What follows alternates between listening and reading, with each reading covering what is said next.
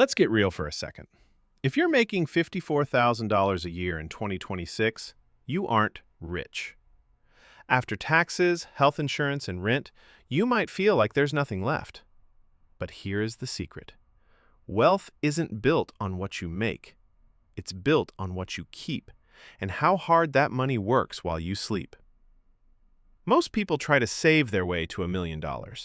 That's almost impossible. You could consider investing your way there. Today, I'm showing you a three-fund Fidelity Roadmap. This isn't just a list of stocks. It's a strategy built on the historical compounding power of the U.S. economy. We're going to look at the exact funds, the fees, and the projected timeline to potentially turn a $54,000 income into a $60,000 goal of pure passive cash flow.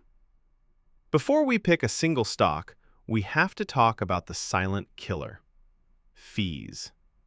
If you walk into a traditional bank today, they will put you in a mutual fund with a 1% expense ratio. It sounds tiny. It sounds like a convenience fee.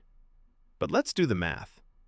If you invest $500 a month for 30 years and earn 8%, a 1% fee will cost you over $170,000 in lost gains. That is a house. That is a decade of retirement. Fidelity is our broker of choice because their fees are nearly zero. We are talking specifically about FXAIX, which has an annual expense ratio of 0.015%. That means for every $10,000 you invest, Fidelity only takes $1.50 per year. You keep the other $9,998. This is step one. Stop the bleeding. Pillar number one is FXAIX, the 500 index. This is your insurance policy. It owns the top 500 companies in the U.S. If the American economy is breathing, this fund has a history of growing right along with it. Pillar number two is FTEC, the technology ETF. This is your wealth accelerator. In 2026, tech isn't just a sector, it's the infrastructure of the world.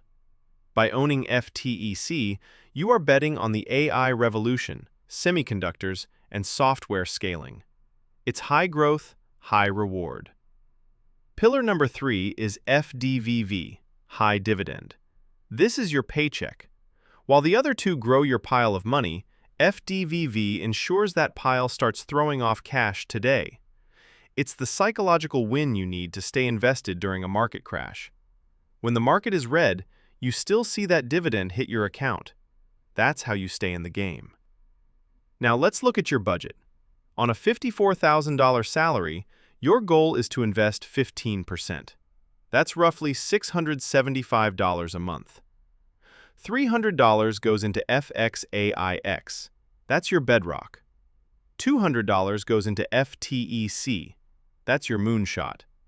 $175 goes into FDVV. That's your income.